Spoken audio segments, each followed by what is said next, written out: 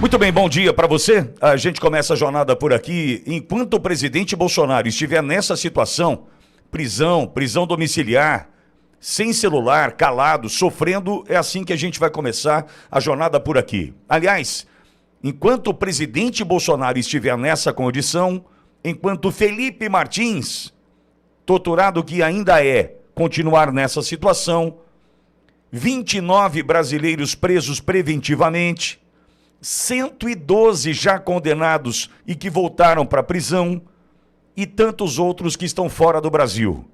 E aí eu quero começar a jornada de hoje dividindo contigo um vídeo que recebi do deputado federal do Rio Grande do Sul, Marcel Van Hatten, e do senador do estado do Ceará, meu amigo querido Eduardo Girão, para a gente entender que a nossa luta está longe de terminar.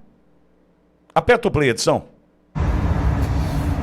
Olá pessoal, deputado federal Marcel Van Hatten, junto com o senador Eduardo Girão, Buenos Aires. Estivemos no complexo penitenciário, na colônia penal 19, masculina, e também aqui na feminina, para visitar os presos políticos brasileiros que infelizmente estão nessa condição hoje também de presos na Argentina, apesar de terem o asilo, e por isso mesmo nós viemos visitá-los para entender melhor a situação e deixar a nossa solidariedade, senador. É isso, é uma causa humanitária, né? E a gente está muito preocupado com a situação desses brasileiros, né? Problemas, inclusive de saúde que eles estão tendo.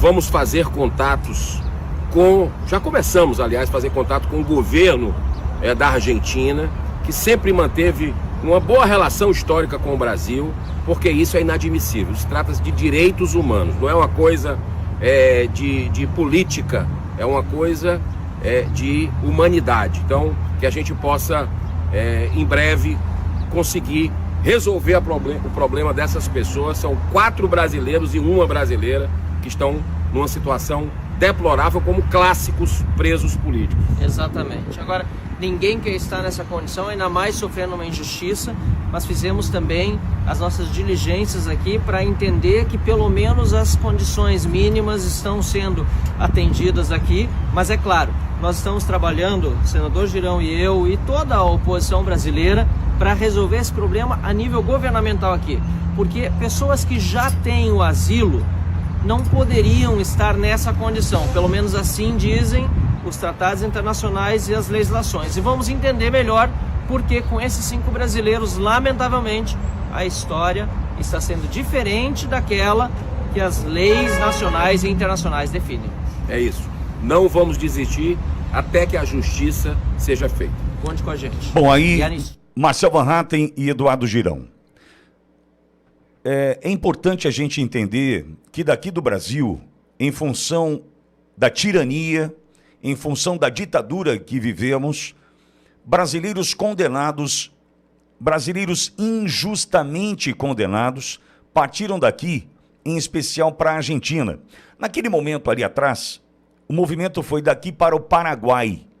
Entretanto, o Paraguai, que há 70 anos vive um governo de direita, cumpridor de acordos internacionais, o Paraguai, teve só um momento ali do Lugo, que foi um tropeço na história do Paraguai, que era um canhotinha, né, mas rapidamente deixou o poder. Então, há 70 anos o Paraguai é comandado por governos de direita.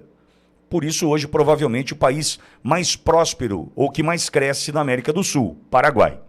Só que, num determinado momento, quando brasileiros daqui do Brasil partiram para lá, fugindo da injustiça aqui no Brasil, o governo paraguaio entregou esses brasileiros para a Polícia Federal.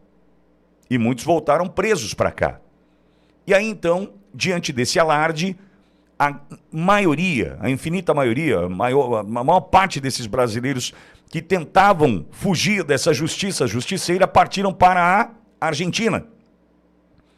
E destes, num determinado momento, destes 5, 4 homens e 1 mulher voltaram para a cadeia na Argentina em função da perseguição do ministro Alexandre de Moraes lá, exercendo a sua influência e sua força, o seu poder, fez então com que a justiça argentina perseguisse estes.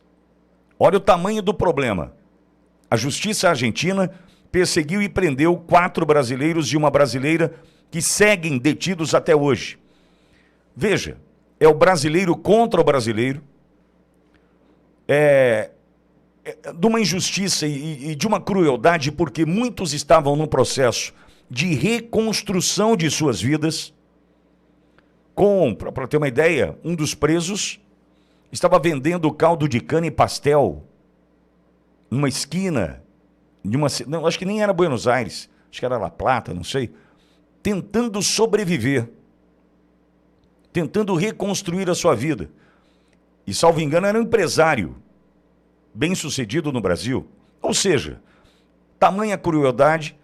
E aí nós não podemos nos esquecer destes que estão fora do Brasil, que perderam a chance de continuar aqui, empreendendo, vivendo, sobrevivendo.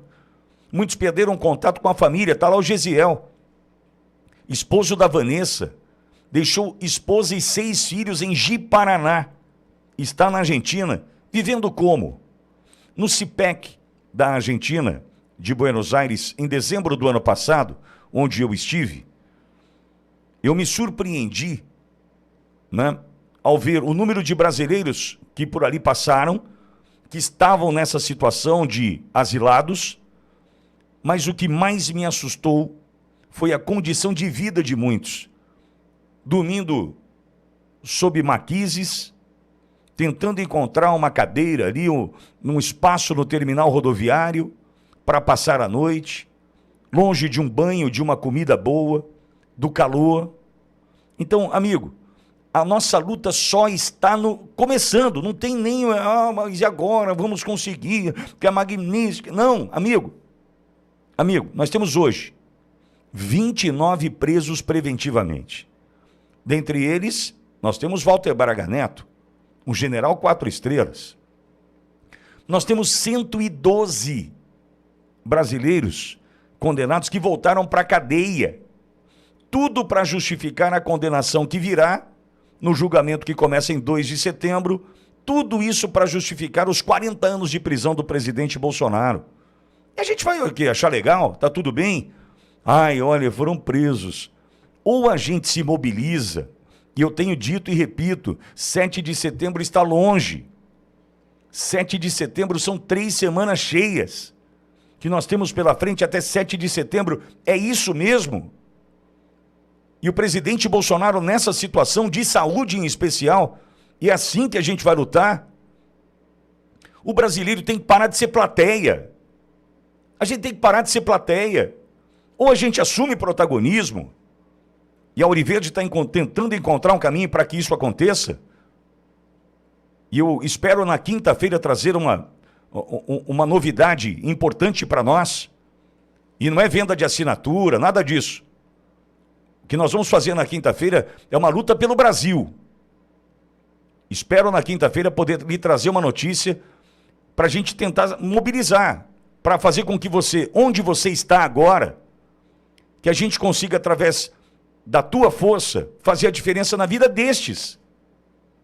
Porque ou a gente se incomoda, ou a gente fica indignado, ou a gente vai ficar eternamente na condição de plateia. Só tem um problema. Já já a gente vai ter que começar a aplaudir obrigatoriamente. Assim que sobe a placa, aplausos, você vai ter que aplaudir, mesmo não gostando do espetáculo. Hoje a gente ainda pode vaiar, hoje a gente ainda pode ficar indignado. E amanhã?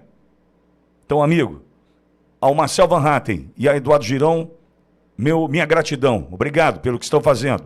Agora, e você aí? A gente vai ficar de plateia até quando, cara? Até quando? Brasileiro é plateia mesmo, Pitório, eu concordo. Mas até quando a gente vai ficar de plateia? A gente só está se ferrando, bicho. Até quando a gente vai ficar de plateia? Sabe? E veja, cada um na sua, hein? Cada um na sua, eu entendi, eu falei da assinatura lá, acho que todos entenderam. Olha, a gente tem um compromisso com o Brasil. Com o Brasil. Ou a gente desperta, ou vão engolir a gente. Engolir a gente.